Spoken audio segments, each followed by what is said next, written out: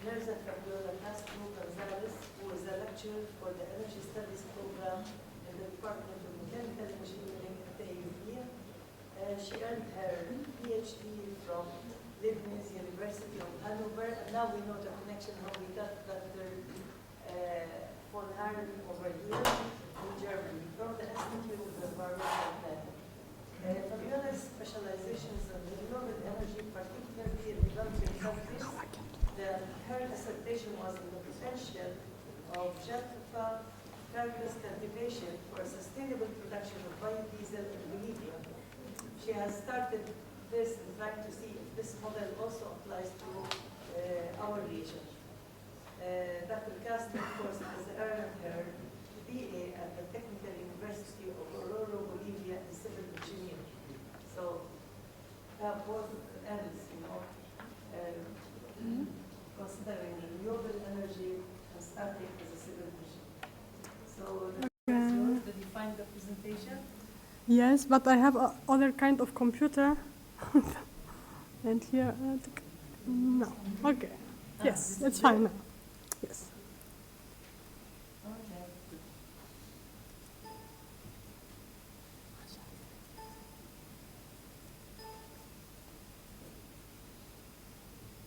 Is it working? Yes. She's not used to the You want me to help you? Yeah, I have a Macintosh, sorry. It's okay. All what you need is just this Thank you. down. Yeah. Good afternoon. I'm here to speak, to talk to you about strategies for an energy transition in Lebanon. Figure 1 shows the share of total primary energy supply in Lebanon in 2015. It means that Lebanon has a substantial dependency on fossil oil exporting countries. And for example, oil corresponds 95.6% of the total primary energy supply, and the rest of the total primary energy supply corresponds to hydropower, biofuels waste, geothermal, solar, wind, coal. Yeah. The energy demand in Lebanon is 15,000 gigawatts hours, and the energy supply 11,522 gigawatts hours. It means there is a deficit. We spoke about it.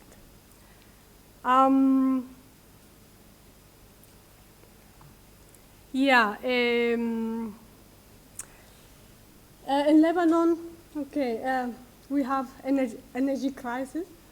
It comes from the civil war when the power plants were destroyed.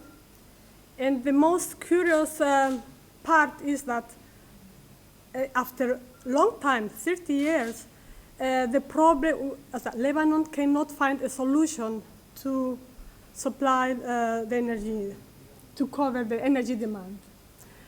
That's why there is also blackouts of electricity. It means that in Lebanon there is no electricity 24 hours. It is due different problems which there is in the EDL company.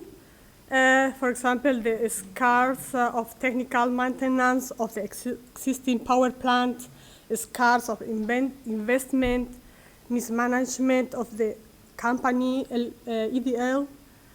And there is also economical losing due to subsidies, corruption, and the illegal private generators.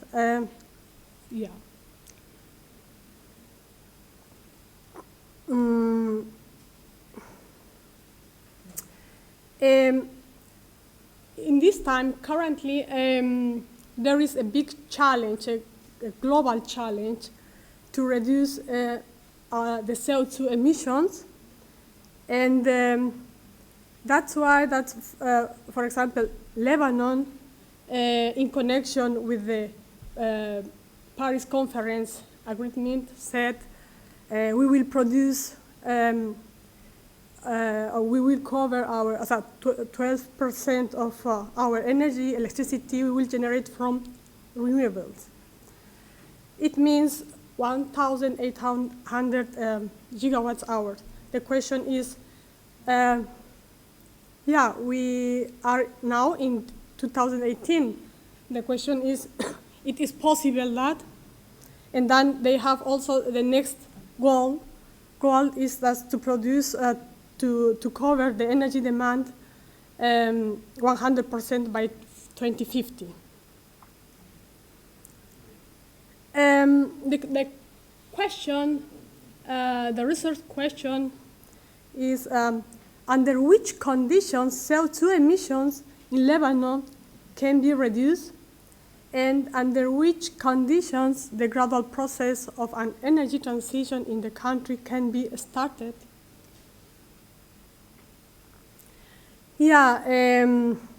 Energy transition, it is, Energiewende is the German term. It means energy transition, and energy transition is the transition from no sustainable energy sources, conventional energy and nuclear energy, to sustainable energy supply through the production of renewables source. No? The German expert Manfred Fischer-Dick said it is a complex, energy transition, it is a complex transformation process which should be discussed and analyzed in national and international perspectives. In addition, energy transition should look into science, political factors, and its impact. And Manfred Fischer-Dick developed also 3 theses. The first one, the energy transition is ranked in 3 platforms: socio-technical landscape, socio-technical regime, niche innovation. And the second thesis is energy transition targets are in large context of social goals. And the third, the transformation of energy transition includes an analysis of impacts, and as a reaction to it, a political arrangement will be needed.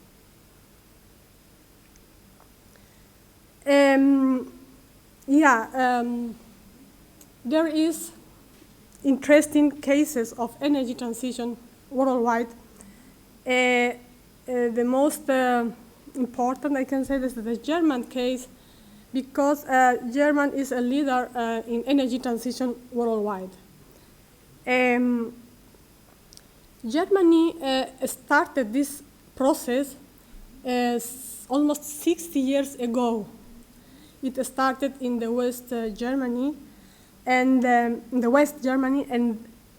it was this process. It was pushed with some movements, feminist movement, environmental, and the anti-war movement.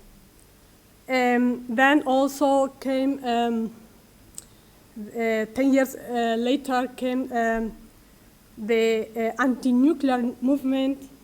And then also the Green Party, also, it was an important actor to push this process. And in 2002, the energy law. We can learn some, we can learn from Germany. For example, Germany you developed some laws to push the development of renewables, and also this fit in tariff, reduction of taxes, a smart grid, participation of people, the Green Political Party, I said, the social movement, research, development of technology. Yeah, the pictures show, that is really that the people have a very important role in this process, and even the young generations, for example, the growth up green. No? See, here you can see also, people from every age are participating from this process. Other sample about energy transition, and we in Lebanon can learn also, is from the EU strategies. For example, the development of European Renewable Energy Federation, the guarantee of origin, the tradable guarantee of origin certificate, European-wide TGC system, building energy codes, World Wildlife Fund for Nature, regulatory instruments to promote renewable energy sources, price-driven and quantity-driven, clean development mechanism. Yeah, these strategies really help to develop and to go and to bring in good way the energy transition process. Other case, I can say Brazil. Brazil started the energy transition process 50 years ago. Yeah, and what did Brazil was that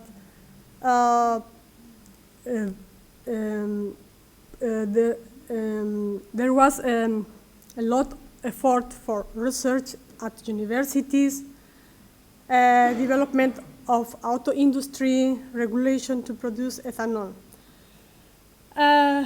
But Brazil has negative social impact, no? Okay, but we can learn the positive things. In Lebanon, currently, Lebanon is taking some actions, and there is also actors which are developing and participating in this process, like the Ministry of Energy and Water, Ministry of Environment, National Energy Efficiency Action Plan, Lebanese Center for Energy Conservation, National Energy Efficiency and Renewable Energy Action, etc. And there is also foreign actors, like the Regional Center for Renewable Energy and Energy Efficiency, the German Development Cooperation, European Union, etc. Lebanon is working on this process with these plans, but I'm seeing that there is no regulation, and how we heard our colleagues that in the future the energy deficit will be really big, and 50% even. No? The question is how can Lebanon achieve these goals to cover its energy demand. About technology transfer for renewables, I think that's a very important point to push, to promote the energy transition. And for example, the most promising renewables in Lebanon, solar PV, wind energy on offshore, the use of biomass, Although Professor von Haren said that biomass it's not efficient, this process in biofuels, but we have the chance, we have other alternative also to win energy, to have energy from renewables. Figure 2 shows a part of the result of my research, and we can, it is the interacted structure for a sustainable energy transition in Lebanon. And we can see 3 important components, like the government and international organizations, the participation of the people, feasibility of renewables, and each pillar has also have to do important activities like energy policies, the development of energy policies, for example, it corresponds for the government. Fundings, transparency, systems for energy efficiency, regulations. In the case of the participation of people, it corresponds research, environmental awareness, efficient use of energy.